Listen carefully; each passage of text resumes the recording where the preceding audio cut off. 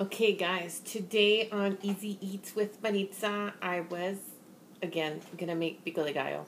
But since I waited a long time, the tomatoes, they're ripe. And so when you make pico de gallo, you want the tomatoes, when you cut them, I kind of like de-seed them.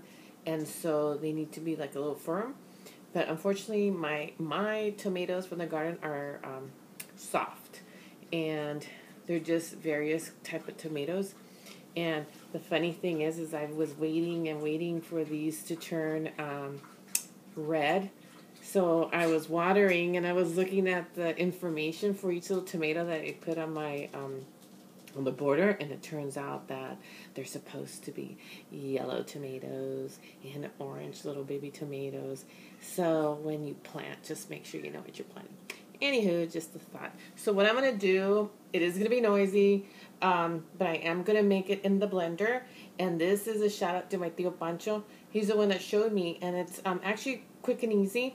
So we're going to put the tomatoes in the blender along with the onions and cilantro and some jalapenos from the actual can, or the I don't eat spicy, but the jalapenos are not that spicy for me, so I could actually eat it.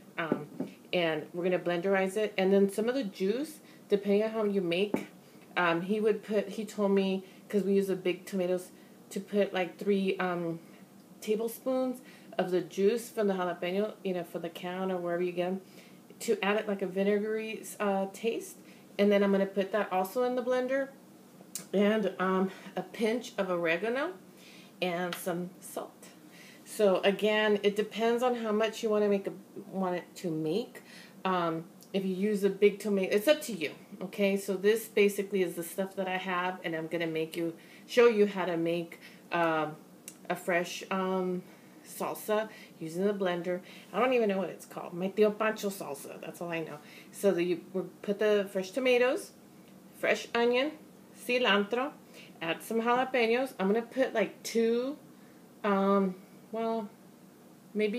two, and then some of the juice, and then some oregano and some salt. I'm gonna blenderize it, and then I will be tasting it just to make sure it has enough salt. Okay, so let's get started. Let me see. I'll put the onions in there. And again, I told you before, I don't like onion, the white, but now it's blenderized. Well, look, they're all little balls. So I washed my hands, don't worry. Let's see. And this is stuff that you're going to make your own salsa. So whatever you want to add to it, you go ahead. You want to put a lot of, it's all about the tomatoes. So you want to put the tomatoes, a little bit of the onion, not too much onion because it's going to overpower your salsa. And you're just going to have salsa with onion. Oh, and you know what I forgot? I forgot the garlic, fresh garlic. So I'm adding cilantro. So the cilantro, technically you don't want a lot because it's going to turn green. And just a minute, let me get the garlic.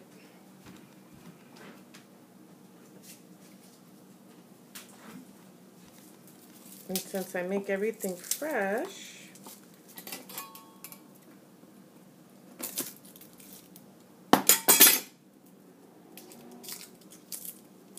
so I got a thing on YouTube, or excuse me, Google, that you put the garlic in one bowl, and then put the other bowl on top of it, and shake it, and then it peels itself. So that would have been helpful, wouldn't it? Instead of me doing this, but I didn't know, I forgot. But anyway, so fresh garlic. So I'm going to add 2 because we're not really making a lot right now. And you could actually buy the garlic already peeled and stuff, but it's not fresh. I mean, it is fresh, but it's packaged. So I like just to take it out from the wrapper. Okay, so... God, I'm not prepared. Sorry. I'm kind of tired. So I'm like, God, what do I make? Yeah, I need to use the tomato, so let me do this. So I'm going to add the whole jalapeno in there. I'm going to do 2. Okay? And a little bit of the sauce. So basically like 2 tablespoons. Well, we'll find out, right? Because I'm going to taste it. And then some oregano. So this is like a teaspoon. And 2 pinches of salt. So for those of you, since it's going to be your first time, you can actually blenderize it and then add the salt, so that way it's not too salty, okay? And bear with me, I'm going to do it until it purees, okay?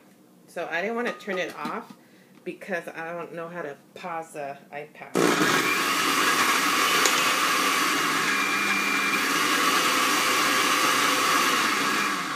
So technically, I should use my what should I call it, food processor. So that's going to be something, right? Because I could actually stop it and start all over, but I can't because I already cut everything. So, dun, dun, dun, dun. I'm using my food processor.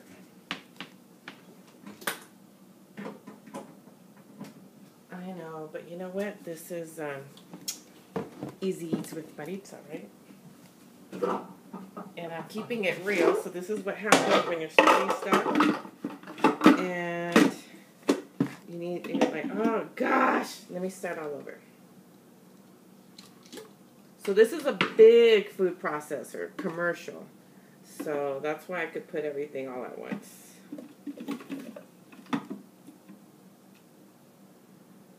Okay. So if you have like a little kitchen-y, you're going to do the same thing. Or a good blender, because mine's, I could say sucks, because it does. Okay.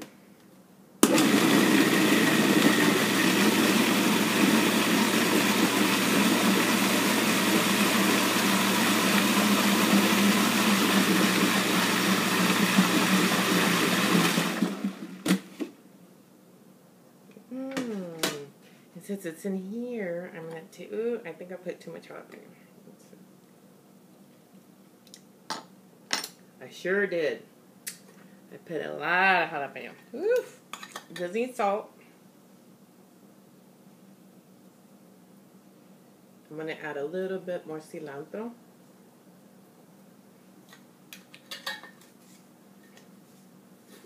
Oh, you know what? Mom. I'm going to go through the whole thing. The whole recipe. Oil. He says oil. Put a little bit of oil. Just a tad, okay? So, and I'm going to add a little bit. Because this tastes like more, how can I put it? Pickle, I guess? Or whatever the jalapeno juice is, that's what it is.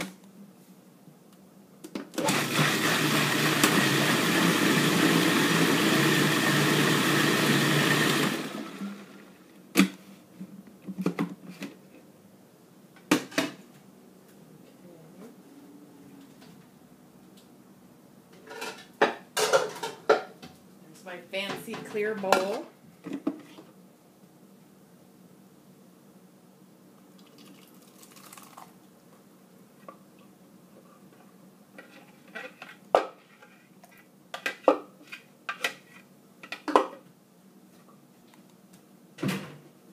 I'm going to move all this out of the way.